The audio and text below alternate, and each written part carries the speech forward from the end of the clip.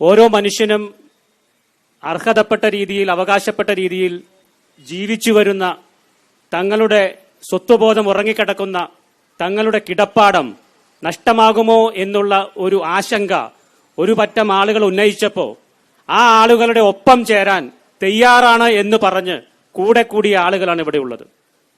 ഒരുപക്ഷെ ഇത് ആർക്കുമെതിരെയുള്ള ഒരു പ്രതിഷേധമല്ല, ഇതൊരു സ്വയം ചോദ്യം ചോദിക്കാൻ എല്ലാവരെയും പ്രേരിപ്പിക്കുന്ന ഒരു ഐക്യദാർഢ്യ സമ്മേളനമാണ്. എന്താണ് ആ സ്വയം ചോദ്യം? ഈ രാജ്യം ഉണ്ടാക്കിയപ്പോ, ഈ രാജ്യത്തിന്റെ ഭരണഘടന ഉണ്ടാക്കിയപ്പോ അന്ന് ഈ ഭരണഘടന ഓരോ മനുഷ്യനും നൽകിയ ഒരു ഉറപ്പുണ്ട്, ജീവിക്കാനുള്ള അവകാശം, റൈറ്റ് ടു ലൈഫ്. മൃഗതുല്യമല്ല, മനുഷ്യനെ പോലെ ജീവിക്കാൻ ഓരോ പൗരനും അവകാശം നൽകിക്കൊണ്ടാണ് വിവിധ രാജാക്കന്മാരുടെ പ്രജകളായിരുന്ന ആളുകളെ ഇനി മുതൽ നിങ്ങൾ പ്രജകളല്ല പൗരന്മാരാണ് എന്ന് പറഞ്ഞുകൊണ്ട് ഈ രാജ്യത്തിന്റെ ഭരണഘടന ഉണ്ടാക്കിയെടുത്തത്. അതുകൊണ്ടാണ് നമ്മുടെ പ്രധാനമന്ത്രി കഴിഞ്ഞ വർഷം ആസാദി കാ അമൃത് മഹോത്സവം എന്ന് പറഞ്ഞുകൊണ്ട് ഈ രാജ്യത്തിന്റെ സ്വാതന്ത്ര്യത്തിന്റെ 75 സംവത്സരങ്ങൾ നമ്മളൊക്കെ അദ്ദേഹത്തോടൊപ്പം ആഘോഷിച്ചത്.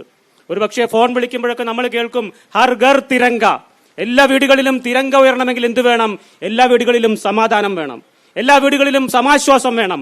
അത് ഇവിടെ ഈ പ്രദേശത്ത് 600-ൽ പരം കുടുംബങ്ങളിൽ ഇല്ല എന്ന് കേരളത്തിലെ പൊതുസമൂഹത്തെ അറിയിക്കാനാണ് ഇന്നത്തെ ഐക്യദാർഢ്യ സമ്മേളനം. നിങ്ങൾ ഈ വേദിയിലേക്കൊന്ന് നോക്കൂ. ഇത് കേരളത്തിലെ കത്തോലിക്ക സഭയുടെ മാത്രമല്ല, കേരള സമൂഹത്തിന്റെ ഒരു പരിച്ഛേദമാണ് ഈ വേദിയിലുള്ളത്. ഇവിടെ KCBC-യുടെ വക്താവ് ഇവിടെയുണ്ട്, ലത്തീൻ സഭയുടെ വക്താവുണ്ട്, MP ഉണ്ട്, അതുപോലെ വിവിധ രാഷ്ട്രീയ പാർട്ടികളുടെ പ്രതിനിധികളുണ്ട്. BJP-യുടെ പോഷക സംഘടനയായ ന്യൂനപക്ഷ മോർച്ചയുടെ നേതാവ് ഇവിടെയുണ്ട്. എല്ലാ രാഷ്ട്രീയ പാർട്ടികളെയും നമ്മൾ വിളിച്ചിരുന്നു, ജനപ്രതിനിധികളെ നമ്മൾ വിളിച്ചിരുന്നു. നമ്മളോട് പക്ഷം ചേരാൻ തയ്യാറുള്ളവരെല്ലാം ഇവിടെ എത്തിച്ചേർന്നിട്ടുണ്ട്.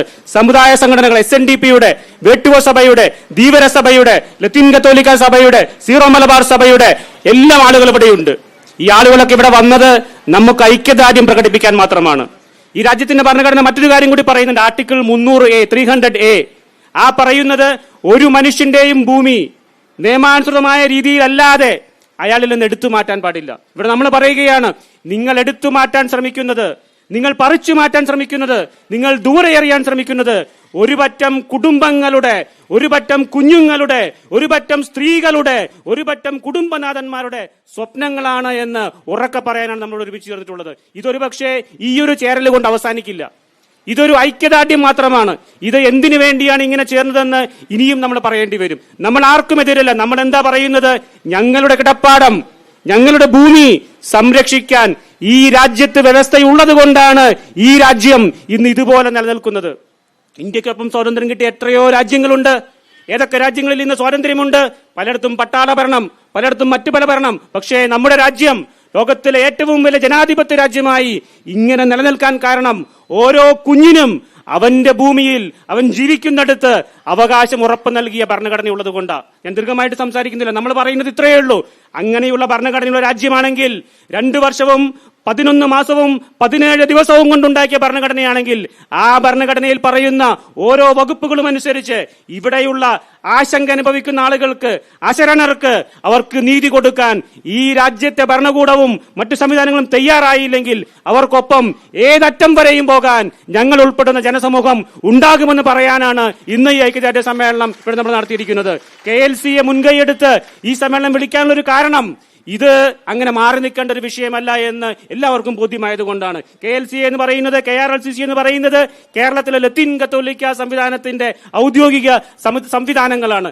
ആ സംവിധാനങ്ങൾ തന്നെ മുൻകൈയെടുത്ത് കോട്ടപ്പുറം രൂപതയുടെ പിന്തുണയോടുകൂടി, ഭൂസംരക്ഷണ സമിതിയുടെ സഹായത്തോടുകൂടി ഈ യോഗം വിളിക്കാൻ കാരണം ഇത് ഔദ്യോഗികമായ ഒരു പ്രതികരണമാണെന്ന് കാണിക്കാനാണ്. ഇത് അവിടെ എവിടെയും നടക്കുന്ന ഒറ്റപ്പെട്ട പ്രതികരണമല്ല. ഇത് കേരള സമൂഹത്തിന്റെ, ലത്തീൻ കത്തോലിക്ക സഭയുടെ മറ്റെല്ലാവരുടെയും പിന്തുണയോടുകൂടിയ ഔദ്യോഗികമായ ഒരു പ്രതികരണമാണ്. ഈ പ്രതികരണത്തിന് കൂടുതൽ വലിയ തലങ്ങളിലേക്ക് പോകാതിരിക്കാൻ, ഇവിടെയുള്ള ആശങ്ക അനുഭവിക്കുന്നവർക്ക് ആശ്വാസം നൽകാൻ ഭരണകൂടം തയ്യാറാകണം. ഭരണകൂടം തയ്യാറാകുന്നതിനുള്ള എല്ലാ സാഹചര്യങ്ങളും നമ്മൾ എല്ലാവരും ചേർന്ന് ഒരുക്കാൻ, ഒരുമിച്ച് നിൽക്കണം. സമാധാനത്തിന്റെ രീതിയിൽ, സമഭാവനയുടെ രീതിയിൽ അത് നേടിയെടുക്കാൻ ഏതറ്റം വരെയും നമ്മൾ ഒരുമിച്ച് നിൽക്കുമെന്ന് പറഞ്ഞുകൊണ്ട് എല്ലാവർക്കും അഭിവാദ്യങ്ങൾ. നന്ദി.